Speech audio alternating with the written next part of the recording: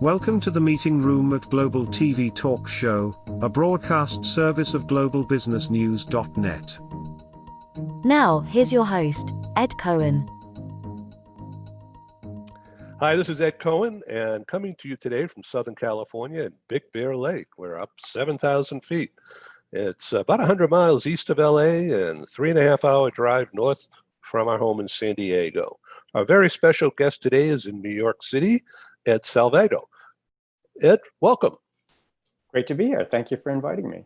Thank you. I'm really looking forward to meeting you more, get in depth here, and understand your specialty topic.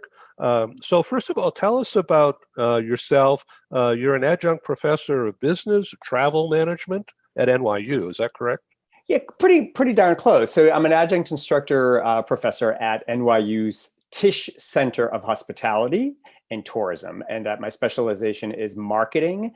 And so I teach things like sales and marketing in tourism and hospitality to undergraduates, customer relationship management to graduates, tourism, product development, a lot of those kinds of things.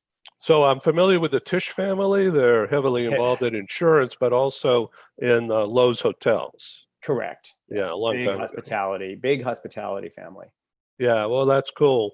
So what kind of people are in your classes? Are they college students or are they business people? Yeah, well, we have both an undergraduate and a graduate track. So I have both. And then we have people who specialize, students who end up specializing are getting their degree in hospitality, those who get the degree in tourism, those who get their degree in events, and there are even folks who get their degrees in sports marketing, because obviously there's a tourism and travel component to sports. For sure. Okay, so let's do a deep dive. A while ago, you wrote a book that's become a big hit, a big seller. Hold up Yes. the book cover, please, and tell Sure. us what's in it. This is the Handbook of LGBT Tourism and Hospitality, a guide for business practice. And I co-authored it with my friend and colleague, Jeff Guarcino, who is currently the CEO of Visit Philly, which is the destination marketing organization for the city of Philadelphia. So my background is basically the editor-in-chief editorial director of travel platforms, including both online and print publications, really specializing in the LGBTQ market, the lesbian, gay, bisexual, transgender, queer travel segment, which is a specialty segment, if you will. So a number of years ago, Jeff wrote the first book, and then we collaborated to write the extension or the second version, an update of his book, because the industry had really changed since he wrote his in early 2000s.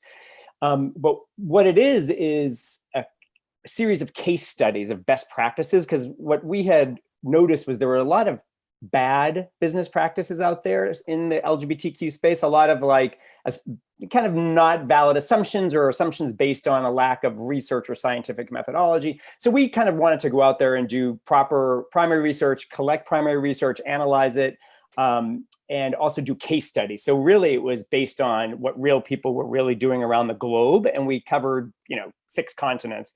And we probably interviewed close to 60 people for this, and we published probably 25 of the case studies in the book. We also included exercises and activities for students. So as the book actually turns out to be very popular with students around the world, I'm constantly emailed with, by students in Peru and China and Africa, all over the world, really, who are interested in doing their dissertation on LGBTQ travel segment. So that was kind of a surprising development. I thought this would be more popular with people in marketing. So in the past year, that's not current, but going back a year or so, what's the general area, the money range, or the value of business expenditure for this segment of the demographics? It's a good question, and it's a little bit of a fuzzy number because it's really just based on some assumptions and some proportions. But the best kind of research we have is that the global expenditure for LGBTQ travelers is around $212 billion. And this is by Out Now researchers, and they have a very, very good reputation. It's an American based in the Netherlands who does this kind of these global surveys. And the last time any reputable research firm conducted that kind of analysis in the United States. It was about $65 billion of expenditure by LGBTQ travelers in their travel and hospitality purchase. Yeah, so this is cruises, hotels, party planning. It's everything. And, LGBTQ people have always traveled since, I always joke, like since the first queer cave person said, oh, no one's like me in this cave. Maybe if I go over that hill, there'll be someone like me. So it's sort of in the DNA of LGBTQ people. And there's a lot of interesting statistics we can go into about the frequency of travel, all this kind of stuff. But, when you kind of start thinking in the marketing headspace, because there's people in your marketing, people who are listening to you who are in marketing, obviously, and they're interested in this segment potentially, there's some barriers to overcome, which we can get to. But one of the most important characteristics of this segment is the dual income, no kids. So you talk about LGBTQ, lesbian, gay, bisexual, transgender, queer. But when you're thinking about marketing, you think about getting heads in beds or butts in seats. You're thinking about particular segments. So one segment that's really interesting is gay men, dual income. So two men together, they typically make more money than women. They typically don't have children. So there's two big incomes. And no kids, so there's disposable time, there's disposable money. That kind of is it boils down to that. Similarly with lesbians, though, they're more likely to have children, whether from a previous heterosexual union or themselves. So they're also desirable. They just tend to be a little harder to find and market to. But anyway, for a bunch of reasons, gay men typically tend to be the target for most marketers. And now a word from our co-sponsors. Our programs wouldn't happen without the wonderful support of our advertisers. Here they are.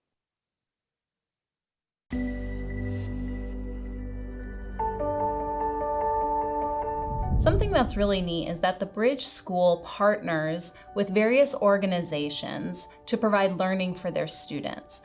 For example, we partner with a major ballet company, and we are able to enroll several of their students into our school. So now not only is the student able to participate in a school and have a seamless transition while they're very active in their ballet career, but now they have other dancers that are with them that are doing some of the same courses. So it's almost becoming a camaraderie where they're taking similar courses, they're working together on their ballet, and really being able to form this great partnership with these organizations to provide a needed service. A lot of times there are student athletes who will spend hours and hours at the gym or at the basketball courts, wherever it is. And if they're attending a traditional school, they're in school from 8 to 3. They get a quick snack, and then they're at the gym for 3 to 4 hours in the evening. Coming to us and having that partnership, they're able to break that up throughout the day. They can have a morning practice, get some schooling in, have an afternoon practice, finish their schooling in the evening. So there's that flexibility. And additionally, if there are tournaments or performances, it's fantastic because if there's a week where they have shows straight through, they can take that week off of learning and then pick back up when they're done. So it offers this great flexibility. And for the program owners of these sports leagues, it is a win-win situation for them because they see this need. They see this need that their students need to make sure that they are obtaining the grades necessary to be successful adults in our country and in other countries. But it provides them an environment where they can be successful at both.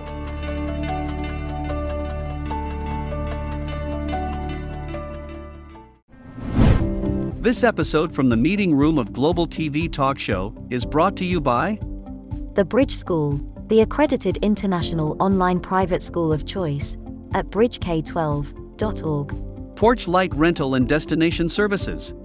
Reduce your renter lump sum or managed relocation costs. Visit them at porchlightrental.com. CubeMonk, featuring the world's first smart cube. Track your goods with our advanced GPS system. Welcome to the future of moving and relocation at cubemonk.com. Primestone Partners, featuring corporate, government, and developer housing solutions, as well as senior-level advisory services. Find them at primestonepartners.com. and by heirs.com. With our full range of services, we can help design and manage your international relocation. Find us at heirs.com. Insured Nomads provides protection and peace of mind with health insurance, travel insurance, group, or tailored insurance for the globally mobile. Visit us at insurednomads.com. And by International Auto Source. We are the vehicle experts for expats, featuring all major brands of automobiles with flexible solutions and financing. On the web at intlauto.com.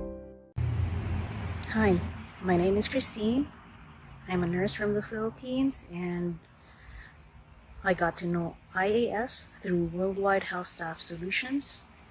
And I want to thank IAS, especially to Matthew, for helping me get my car stress-free, headache-free. And so just want to show you the car that I got.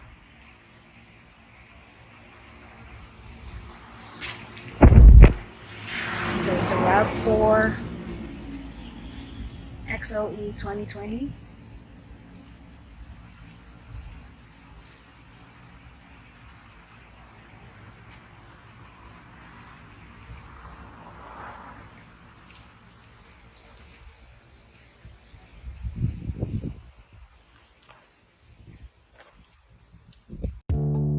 As an expat moving to the USA, relocating is exciting, but it can also be stressful. Getting a car, truck, or SUV for personal transportation is usually a high priority. That's where International Auto Source comes in.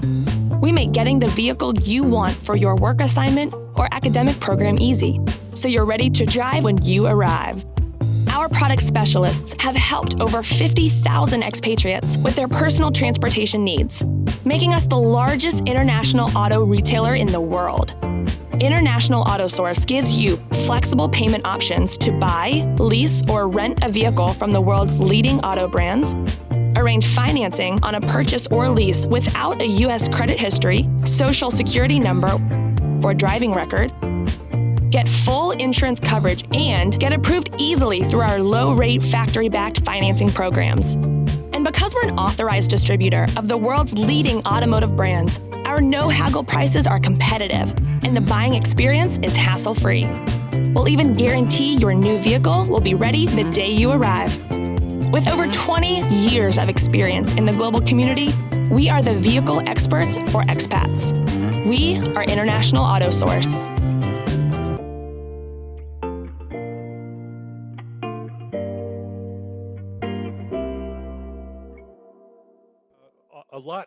Currently, a lot of our, I say 90% of our network, our audience over the years has been the business community, business travel, mobile talent, relocation of talent, as well as business travel, which is huge. It's a huge market, and everyone's chomping at the bit to get it going again, of course.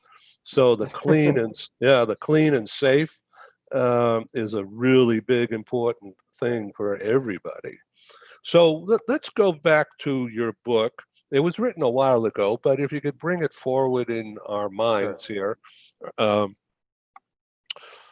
assume you can get it on Amazon or... Yeah. It's published by a small publishing house called Harrington Park Press, but distributed by Columbia University Press. So you can just Google on Amazon, you get it. And the good news is it's not a bargain. It's not a dollar bin book. It's a little pricey, but there's a PDF version, so that helps my students. The students who want to buy it. So anyway, it's retained its value, which I'm very proud of. That's good. Amazon.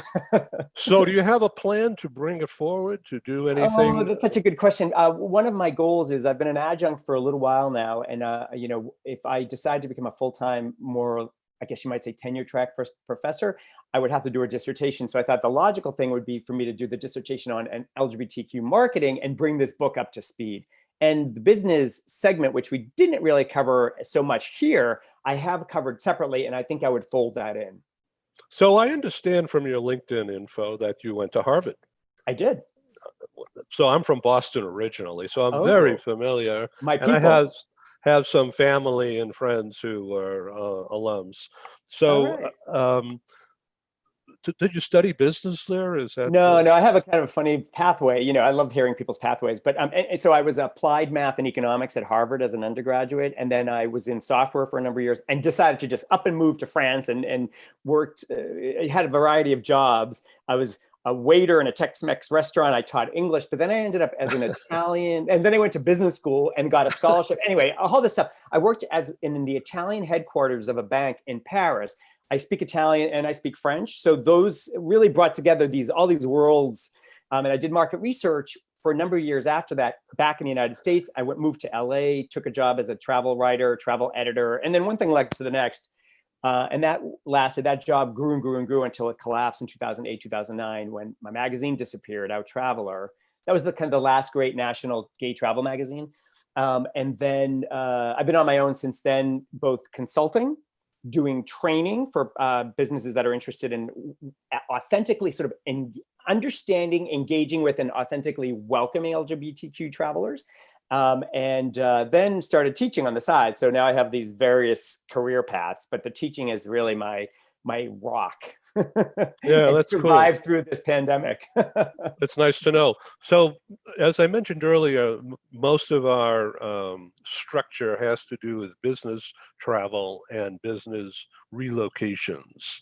And increasingly, over the past year, of course, not right now, but over the past year or two, there's been a specific increase in the DE&I thing. And people who are gay have been a worrisome factor, not by all, but by some company executives. And now, what do we do with these people? Is it safe to send them? What about the laws of the different countries, compliances, all this stuff? Right. So it's become a major market segment of interest to make sure that companies are known for broadening their culture and acceptance of inclusion of all kinds of people with disabilities as well as other demographic segments. So how would you advise a straight-laced corporate executive to manage this thought process? Yeah, that is, a really, really important consideration, because it's also about retaining the best talent. So, you want to have the best talent, and you want people to be able to express themselves. And, Good point. there is definitely conflict, especially with more straight-laced or maybe slightly more conservative environments. Though, obviously that's really kind of changing. But but companies want to make sure their employees are 100% themselves, bring their full persona to their job, because study after study has shown that those people are the most productive, and the gains for the employer are significant when all their team are just able to be themselves, feel comfortable being themselves. Now, increasingly companies really have to diversify. So DEI, there's a lot to that: diversity, equity, and inclusion. So, diversity is inviting people to the dance or the party, but inclusion is asking them to dance. So you can invite everyone you want. It could be like, we have to hire the African American, we have to hire the gay guy, bring them in. And then if you're not making networking available to them, you're not making resources available to them, they're not invited to meetings, they're not going to be productive, they're going to be frustrated, you're not going to create the equity, you're not going to get the outcomes. Right. So the idea, there's something that you said right before we started, which was, companies have to deal with LGBTQ people. And I think, when that's the mindset of a business, that they have to, quote, deal with some segment of they want to take a step even further back and think about what does that mean to deal with someone. That feels a little bit of like, oh, this is a problem, when instead diversity really it's been proven that diverse companies perform better. And in the stock market, they perform better in all sorts of measurements of business. That you want to lean into it. You want to say, we really warmly want to embrace this community. So what does that mean? What does that require? Understanding. So again, there's a lot of steps back that we have to take before we can start talking about, okay, well, let's hire these gays and send them to Kazakhstan, right? Because our oil company has a headquarters there. Well, guess what? That person, first of all, may feel when you're in business, you don't decide where you're going, your company does, right? And if you want to advance up that ladder, you have to say yes. You always say yes. So does he disclose that he's gay? Does he disclose he has a partner, that he has a husband? And guess what? He and his husband, when they get off that plane in someplace like Dubai or Kazakhstan, perhaps, their legal status dissolves in the eyes of the local government. Maybe they have a kid who's adopted. That's not recognized. So the risk to me and my family, me, my husband, and my kid, who are a unit right here in New York or a unit right here in California, we're no longer a unit. What happens if I get sick on the job, I get rushed by helicopter? And this is a true case from one of my clients. Helicoptered, instead of helicoptered to Israel, where my husband could have joined me, I'm helicoptered to the best hotel, the best hospital, which happened to be in Dubai. And my husband can't join me. He's told, do not come in. You're gonna risk the health being provided to your husband. So there's a lot of complexities, And it's sort of, so from a very basic point of view, the business has to think about risk mitigation. You don't want to be in that risky situation. You need to kind of confront it and understand what the risks are, right? This is really an excellent conversation. I'm glad you're doing a deep dive on this. It's super, super interesting. Think about the pressures on someone, just forget their sexual orientation or their gender identity. You want to succeed. You want your boss could be a jerk. Your boss could be awesome. But no matter what, there's all those things that everyone goes through. And then you're a woman or you're queer or you're a person of color. So there's these diverse aspects of our personalities and our being that are awesome and that are bringing so much perspective to a meeting or to a company's perspective or to a company's outlook. If you have a bunch of straight white guys creating algorithms in Silicon Valley, and then you go to Google, which is all driven by algorithms written by these straight white guys, and you type the word beautiful woman, guess what you're going to find? White woman, white woman, white woman, white woman. If you Google travel ads, guess what you're going to get? Happy straight white couples, 50 of them, and then maybe a person of color and his girlfriend, right? So all the algorithm, because of this lack of perspective, all the infrastructure that we use for search, for travel through our world is all inflicted upon us by a homogenous group of people that are super smart. I'm not saying they're not talented, but they don't have a different person. They don't have like a person of color or a queer person in there saying, wait, hold on here. You know what I mean? Beauty is also Black. Beauty is also a heavy woman, a fat woman, say. So there's a lot to peel back. So when I keep going back to what you said about these companies dealing with, it's really the opposite. Like LGBTQ people and women, for instance, you ever heard the expression Ginger Rogers, she has to do everything Fred Astaire does, just backwards and in heels.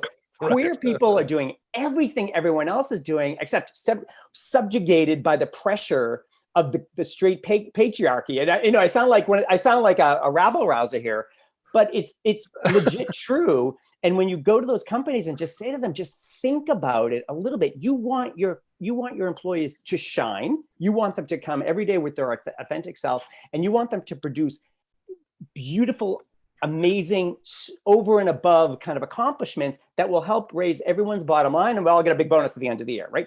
To do that, you have to support them. The weird good news is, for instance, LGBTQ people, it's been shown in surveys, they respond to very small acts of inclusivity. So I draw from that, the conclusion or the hypothesis is you probably don't have to do that much. You have to do a little bit of education. Maybe you should hire an outside expert. Don't depend on, Anthony, our gay receptionist, will tell us everything. You really want to get sort of like an outside perspective. I think that's really critical for companies. And don't think about it as dealing with this yucky thing. You have to think about leaning into it. And one thing we teach in hospitality is, if you don't empower your employees to engage with your queer clientele, what if it's two women who are heavy set or present in a masculine way with short hair, and your receptionists, your front desk people have never seen anything like this? What do? They retreat, right? In hospitality, we never want people to retreat. We want them to lean in, engage, increase satisfaction, get them to come back and spend more money.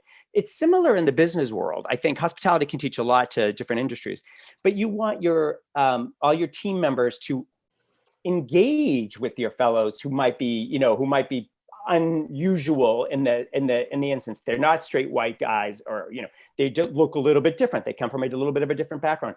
It takes a lot of work, It really takes a lot of work, DE and I, to do it really, really well. But the companies that do that work have shown that they're very successful, and they keep doing it and they keep investing in it. You don't hear many companies that start investing in it, really truly doing the work, and then abandon it because it doesn't work out. It really does matter. Once they start, for instance, once boards start having over a certain percentage of women in them, companies, it's been shown, companies do much better in terms of their stock market value, the ROI, and all different kinds of measurements in business.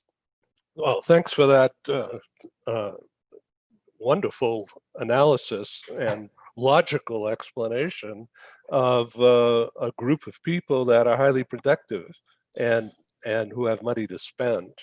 Exactly right. So how do you teach this kind of a thing in your classes? I would assume it's like this. It's more of a dialogue.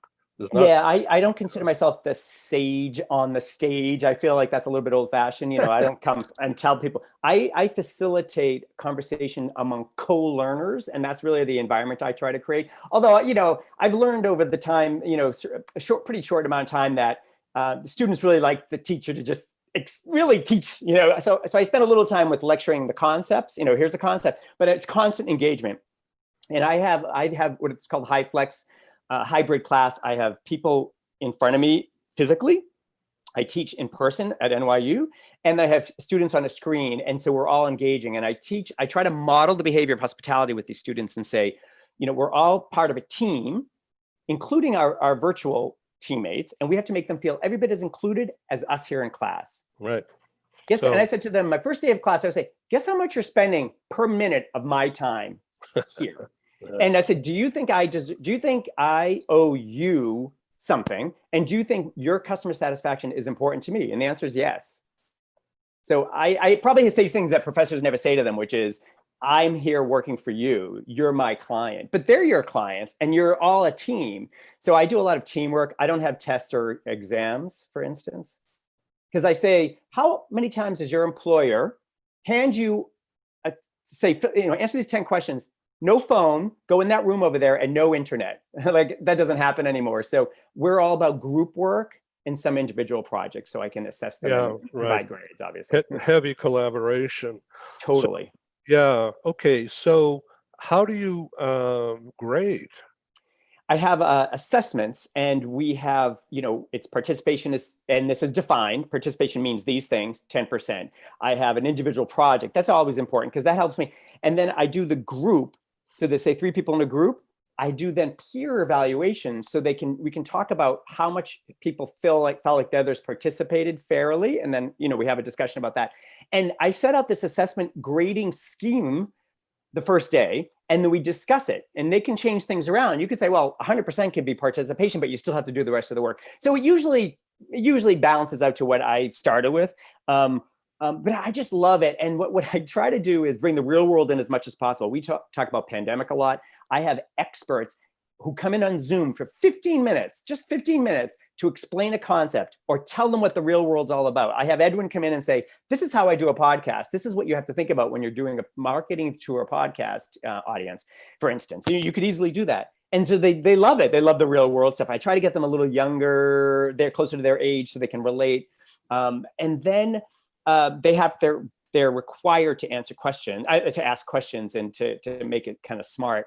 So anyway, we have a lot of participation in class, and it's really all about getting them to, they're reading, and the information is being transferred into their heads at home, and we're making sense of the information in class. And I think the idea is to take the information in your hands and use it in class and say the words segmentation, because once they do, you realize, oh, they really completely misinterpreted that. And it's interesting to get that kind of dialogue going on. And I create a no judgment space where we're a space of compassion. We're co-learners, and we're all on a journey. And I tell them I will learn as much every day when I come in here as you do. So we have about 5 minutes remaining. And, I bet that how I feel right now is that we could go on for an hour here, because Totally. I am thoroughly enjoying this, but I'm learning so much about the approach and the application of being human in a classroom situation, never mind in a business situation. and it's so logical, and you're a breath of fresh air, Ed. I thank you for being on the show. Oh, my So pleasure. sum up, okay? And I want you to come back and let's go to the next level, whether it's before Christmas or in January.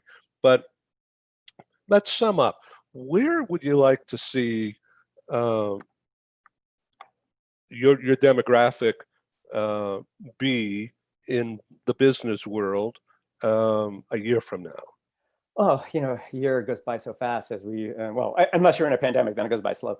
But so I would just love it if more and more businesses, especially kind of like, that kind of white shoe law firms and those kind of more traditionally straight white male, just kind of started embracing LGBTQ people and just leaning into it a little bit more. If we've learned anything about Black Lives Matters, and it's just take a moment to listen and then try to lean in and ask the right questions. We are all on a journey of discovery. And I know that there's this, I call it the yuck factor with queer people. Unless you have a gay person in your life, you're just going to think, oh, I don't want to know about that, what they do in the bedroom, that kind of thing. And it's okay because we've been socialized with that. That's just the problem of society. But just listen. And that's probably goes for all of society nowadays. We're just got to listen to each other a little bit more. But just listen and try to understand and try to make it so that your employees are able to just come to you as their manager and be their authentic selves. Maybe it just means putting a picture of their husband on their desk. As simple as that. Oh, that's a nice picture. Or to ask the question, if you're obviously gay male employee doesn't answer the question, what did you do this weekend? They're not comfortable telling you that they have a partner. Oh, nothing, I just stayed in, that means they're not telling you the normal question. The normal answer for most people, heterosexual people, is, oh, my wife and I did this, or my husband and I did that. You want your queer employees to just feel every bit as comfortable as your heterosexual employee is answering that very basic question. So you can really start from some basics, and a little bit goes a long way. Thank you. People can reach you on LinkedIn under Ed Salvato, and your web is edsalvato.com, right? That's right. Great. Thanks for being our guest on Global. It was my pleasure. Thank you for inviting me. It was a great conversation. Thank you, sir. Hope to see you again. Okay. Thank you for joining us in the meeting room at Global TV Talk Show. Have a wonderful day, and stay safe.